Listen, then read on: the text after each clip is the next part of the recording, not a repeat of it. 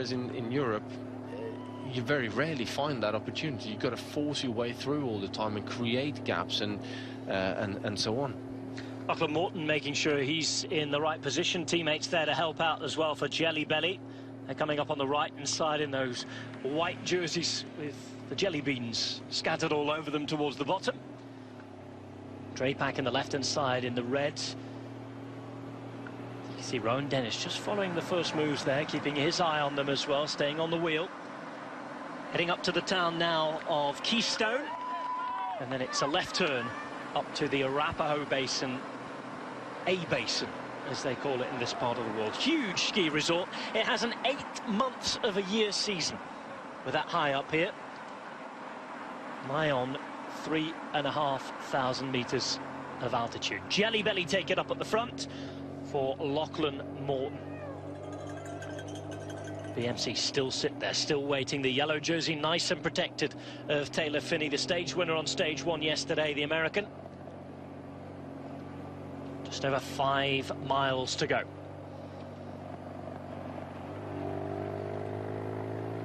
Still 2 groups, by the way, to reach up the front. We've got that second group who's drifting back all the way. Imagine that they're less than a minute behind them now. 2 minutes and 20 up the road are the 2 leaders. Again, nothing to worry about if people are thinking of general classification here. But of course, I'm sure there's plenty of guys in this group that want a stage win. Yeah, 1 or 2.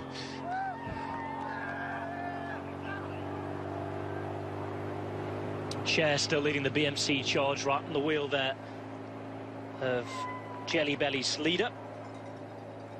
Lachlan Morton there, of course. Gavin Mannion riding on the same time as well, as is Taylor Sheldon and Alexander Braiko.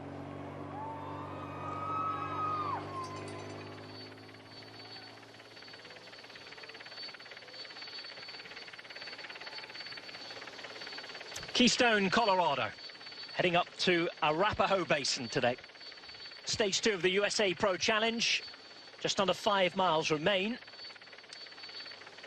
And we're heading now up to that final climb. It lasts 8 kilometers, 6% of gradient. Peloton 2 minutes and 27 behind the main group, which is this group of 2 riders at the front. Gregory Daniel at the back in the white, black and yellow of Axion Cycling Team, just 20 years of age. Nathan Brown now 24, racing for Team Canadel-Garmin. You just saw in that last shot as well, Magnus, that the rest of the breakaway, that chase, that middle graphic there that says chase 1 at 1:56 riders, they were being absorbed already by the peloton. Yeah, they were definitely, and we've just seen these guys here now definitely starting the true and proper climb, because they're all down to the little chain ring now, and with that we should start seeing the time gap between the peloton and the front guys tumbling quite quickly. You know, the sort of main contenders here will stay on the big ring for a very long time up this climb, I believe. 2 minutes 25 on that board there, 2:22 by our GPS on the top left-hand side, and there's the attack. There is that first attack on the climb proper now, as the road now, as we twist, we turn, we go all the way up to Arapaho Basin, and Nate Brown, for the minute, managing to distance by a few bike lengths Gregory Daniel. Yeah, Gregory Daniel not panicking, he's kind of riding to within himself, and whether it's got enough to bring Brown back, I don't know, but he certainly just reacted straight away, but not really panicking and sprinting back onto his wheels, just slowly, so sort of hovering there, you know, 15-20 meters off the back of Brown. Well, the motorbike's coming back, being pulled out of the gap, and that's always worrying for the 2 guys up the front. Even more worrying for Nathan Brown here is the fact that Greg Daniel has not been distanced at all. In fact, it looks as though, bit by bit, he's making his way perhaps even back up to Nate Brown. He's certainly not being distanced anymore. Certainly not losing any ground, no, he's not. It's one of those difficult ones, but like I've said, at this altitude, you cannot go too deep and expect to recover from it. You have one big go, and that is it. Well, this altitude does funny things to spectators as well. I just saw a man dressed as a slice of pizza there, I think. Absolutely bizarre. It's all good fun anyway. 2 minutes and 7 back to the peloton. And you can see the first bits of damage being done here as rider by rider it starts to reorganize itself. Now Trek Factory Racing sending a man up the road. First attack from behind. Trek Factory Racing, who do have Juliana Redondo, they do have Mathieu Boucher, they've also got Julien Bernard, Laurent Didier, Fabio Silvestri. Calvin Watson's their big fast man. Interesting to see how it goes with them. 2 minutes and 1.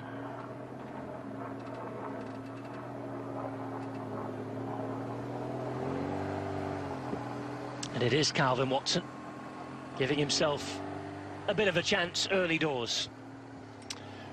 Yeah, well, why not put a bit of pressure on the rest of the teams to start chasing him? Although he's still on 4 minutes and 22 seconds on the on general classification. That's the reason why he's been allowed to go, as we see Nate Brown still there with Greg Daniel fighting for his life, but I think he's losing the battle right now. Yeah, he's definitely they're definitely hurting. But you've got to give it to him. He's certainly doing a great job in keeping the distance. Just didn't quite have enough in there to respond quickly. Calvin Watson then just allowed a bit of leeway by the peloton as we see a group now, 5 riders chasing on behind. And this is where it could get interesting. A BMC have to be careful. Is it not in their interest to send somebody up to marshal that? Just to keep control of it? So far I don't think there's too much to worry about. Just keep on sort of playing it safe and waiting for with that one big hit that you know, certainly guys like Taylor Phinney will have trained up here on this kind of altitude. He understands what he can and can't do, and probably will have with that told his teammates that, look, this is what I'm able to do, and share some power files, and you know, the guys can understand and make the calculation of what they would effectively be able to do on a similar type of thing should they react in a similar way. So right now it's more about controlling and not panicking. 8 kilometers at 6% average this final climb of the day. Brown finally pulling away now from Greg Daniel, who is burying his head. He's rocking all over the road, but he's still giving it his all. 10 seconds the difference between the two. 1:51, by the way, from Brown to the peloton. There's no chance he's going to take the stage here, is there? 5.5 kilometers. Unless it really gets very, very steep, I think he's in with a chance. But it all depends on how they race there as well, and is everyone going to sort of go out there and try and attack each other and then stop and watch and wait for the next man to move? Then that's clearly gonna hold things back in the peloton and play in Brown's favour. Whereas if one team really decides, okay, we're going to try and blow up the peloton and really create a very select group, then definitely I think Nathan Brown is going to be in trouble. 22-year-old Australian rider Calvin Watson. Started out life at Jayco AIS, been with Trek for the last couple of years, yet to take a win on the road. Just out there in front, looking behind, he's the carrot for everybody to chase at the moment in the peloton. 1 minute and 46 with 5.2 kilometers remaining for Nathan Brown, the sole leader. Gregory Daniel behind. This is the third man on the road as Watson pulls over to the side. It looks as though the motorbike in between that group being pulled out as well. Now the Cannondale Garmin team car. Charlie Regalius in the car for Cannondale Garmin this week. 5Ks to go. Brown out the front. And this road up into the hills. They'll be thankful that it's not too warm out there today. It's perfect temperature for bike riding, really. Early 20s degrees Celsius. Getting a little cooler as you get up to 3,500 metres, of course. Yeah. I think they're quite happy it was around about 20 where they started, because by the time they get up to 3,500 metres, that will have dropped quite dramatically. Inside 5Ks to go. Phinney leads the race, remember, in the yellow jersey. Be great to get a look as to how he's getting on in that group behind as well. The minute, it's Brown who leads the charge up the road.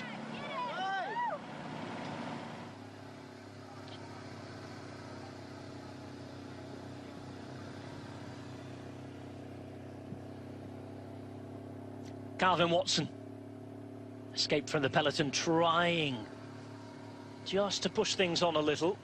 Looking behind to see if Taylor Phinney's still there in the yellow jersey. Not easy to see. Is not amongst the front few riders in that line.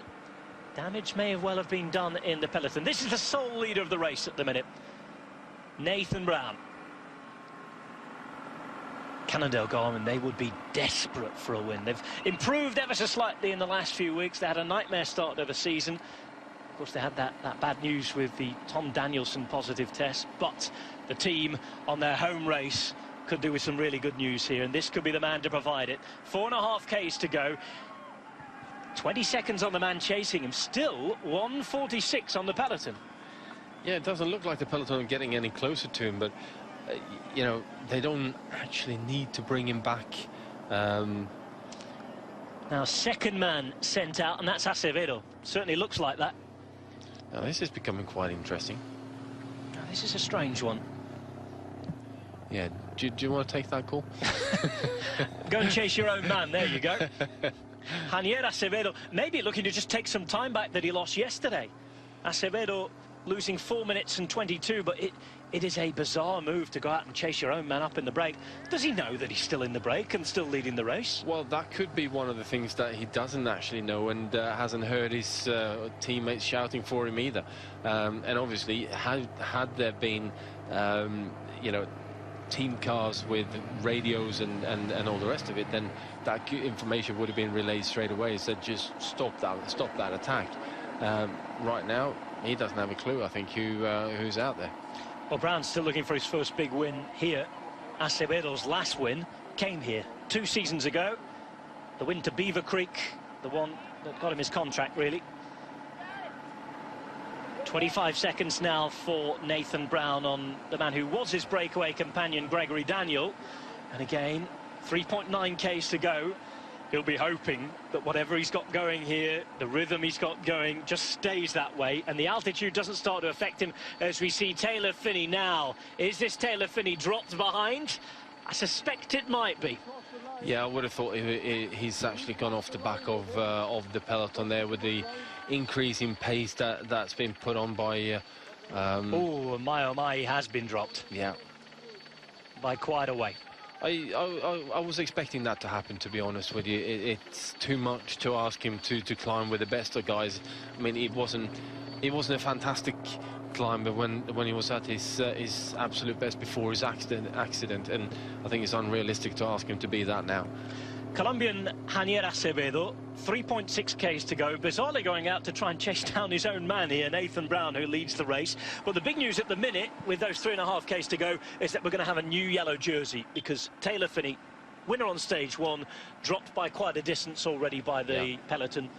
Whoever goes and takes the best result behind, if Nathan Brown wins the stage, it won't be enough for him to go in the yellow jerseys. He's 4.5 minutes behind, but we will have a new leader at the end of the day. Yeah, we'll do, and this should obviously create a bit of racing from the guys who were just there or thereabouts yesterday. Michi Scher is the Swiss rider alongside him on the right-hand side, wearing number 6 there. 2 riders from Drapac, along with the leader of the race on the road at the minute in yellow, Taylor Phinney. So success yesterday, but again, after that result, I'm not sure he'll be too disappointed. 1:21 now with 3.3 kilometres to go is the lead for Nathan Brown. And with that going down a little, again, you have to wonder, you have to ponder even more about Acevedo's tactic there.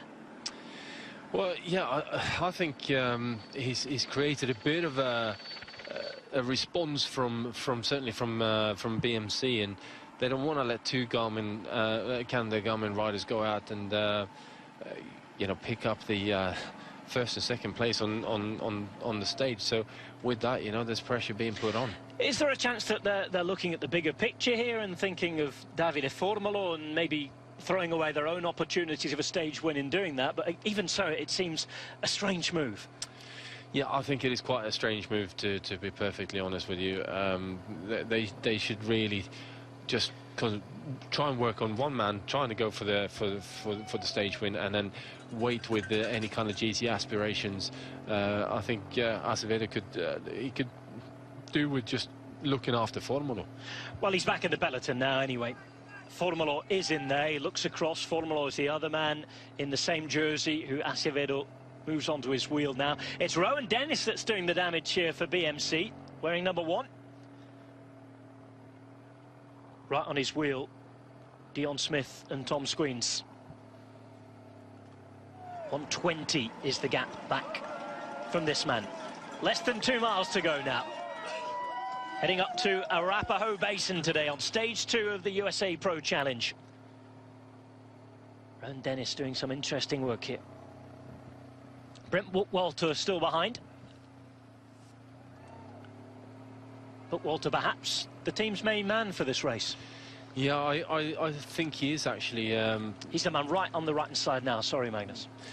I think he's the man that they are actually looking for with their GC aspirations. But obviously Dennis looking very, very strong both yesterday and with the turn that he's doing right now. There's a lot of riders in that group hurting by the pace being put on. 1:11. 1 minute and 11. 2.5 Ks to go. Still looking possible here for Nathan Brown. Interesting to see the rhythm of Rowan Dennis and whether there are any more attacks that come out from that. But with the rhythm he's putting on, it's difficult to put in an attack. Yeah, I think most people will struggle with that.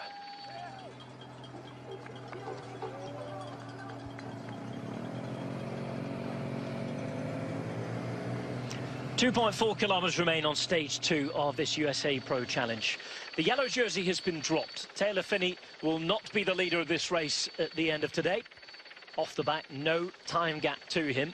And he's there alongside his domestique, Michael Scher. Third rider riding from Drapac. This is the race leader. Nathan Brown has been in the breakaway since the first part of the day. A break that took a while to go. First 2 hours quite fast with an average of 43 kilometres per hour. Climbing today up to well over 3,000 metres. 1 minute and 1 second of an advantage to the peloton. Don't worry about that chase 1, 35 seconds. Gregory Daniel put in a great fight, but he's not coming back, is he? He's not coming back. Yeah, there's very little chance of that happening, but he's still putting in a good fight to hold it, and to only have lost 35 seconds over the last number of kilometres now. So great ride by Daniel. Great ride by Nathan Brown. 2 kilometres to go, 50 seconds the gap. Update on you think he can do it or not? Wow, 50 seconds. I think it's, if the guys really put on the pressure full on here now, then 50 seconds is nothing. But at the same time, you know, Nathan Brown still looking like he's got the pace, he's got a good rhythm, and he's keeping that momentum going, which is so important. So yeah, I think it's going to take a monster ride from someone in the peloton here. Splitting up behind as Dennis still puts on the pressure, and it's making it really, really hard for Davide Formolo, who's been dropped from this group. And look at the man who's in the King of the Mountains jersey, Johnny Clark, still in this group. Bookwalter is with him, a couple of riders as well from Caja Rural, and one man from the Hincapie Racing Team, who's in fact Robbie Squire. Robbie Squire's second wheel. It's Rowan Dennis, the former world hour record holder, the winner of the Tour Down Under, yellow jersey wearer and stage winner at the Tour de France this year, who's doing the damage. Big bad news, though, for Formolo. Yeah, that is bad news for Formolo, but look at the gear that Rowan Dennis is turning over.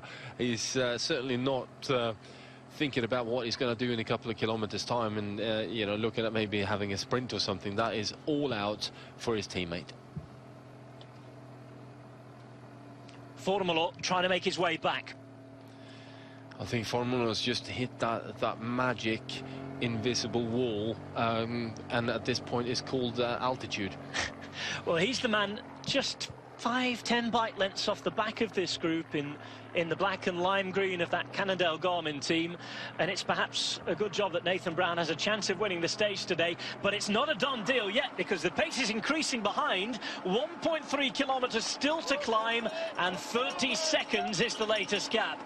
Oh, he's got to keep it going. 25 seconds now. Oh, it's going to be so tight. Yeah, that is going to be very difficult for him to hold on, and you can just see coming up towards the kilometre to go here now. 20 seconds. I think it could be heartbreak here. Fingers crossed for Nathan Brown. Oh, there's the first look behind. No race radios here, remember. This is the UCI America Tour, not the World Tour. And Rowan Dennis is about to break a heart. There's a visible difference in speed between what Rowan Dennis is doing here and what Nathan Brown is currently doing. You know, Brown is up on the last sprocket that he has, and whereas Rowan Dennis is still turning over that massive gear. Great ride this from Robbie Squire, the 25-year-old who last year was with James Hagen-Sperman, this time with the Hincapie Racing team. He was 9th overall in the Tour of Utah the other week, as there are just 15 seconds between the two groups, and it looks as though inside the final kilometre, unless Nathan Brown can find something magnificently special here, it's all over, and I think it's going to be all over in the next few pedal strokes. Rowan Dennis still bringing this group up the road. The man he's working for, Brent Bookwalter, in this group as well. Third wheel, sitting behind the man in black, who's Robbie Squire, the 25-year-old from the United States of America. The man wearing the King of the Mountains jersey, Johnny Clark of United Healthcare, still there as well. Two riders too from Cajarural. Make that one rider now. Make that one rider, yeah. And Nathan Brown's day is over. Heartbreak, less than half a mile away from the line. 700 metres to go. That is one brilliant ride from Nathan Brown, just not brilliant enough as he waves goodbye. The stage win and the yellow jersey is going to be played out between these 5 riders. Johnny Clark looking good in the King of the Mountains jersey. Fourth wheel there for UHC. Yeah, he's definitely looking very, very sharp indeed. He's the one under the least amount of pressure if we're looking at him. I think Brent Bookwalter is also looking like he's pedaling very smoothly still, so I think the stage will come down between those two. Well, you can see Davide Formolo is around 10-15 seconds behind, so it certainly won't be all over for him as far as GC is concerned today, but certainly a setback. There is Juliana Redondo trying to get on the back of that group as well. It hasn't been a good day for Trek Factory Racing as we get the unfortunate usual bunch of idiots running alongside those trying to win a bike race. It's very narrow here at the top, and this is inside the final 400 metres. And look at this, here goes Bookwalter. It's been set up perfectly by Rowan Dennis. BMC dominating this, and Brent Bookwalter, who was so good in Utah, on the podium the other day. They're riding away, 1-2. Bookwalter, the American, is going to go and take the stage. He'll ride into the lead. BMC are going to keep the yellow jersey. What a performance. Brilliantly set up by Rowan Dennis, who'll finish second, but all the glory on the day is going to belong to Brent Bookwalter, 31 years of age now. He's been with this team since the very beginning, since they were at pro-continental level, and that is the crowning moment. He won a stage of the Tour of Qatar a couple of years ago, but this on home soil will be very, very special indeed. Stage winner, the new leader, Brent Bookwalter of BMC, as everybody behind Magnus just tries to salvage what they can. Yeah, it's been a very tough climb, and but what a ride by Rowan Dennis and setting that up for Brent Bookwalter. Bookwalter looked very, very comfortable the whole climb up there. But yeah, I think it's just a difference in class today from the guys in BMC. Well, Brent Bookwalter looked a real class act there. Superb stuff from Rowan Dennis, who's himself still up there in the overall, despite the domestic role today. That was brilliantly played by BMC Racing, and it certainly sweetens the blow for Taylor Phinney. They're taking 2 stages out of 2. Finner loses the yellow jersey, but it is Brent Bookwalter who goes into the lead.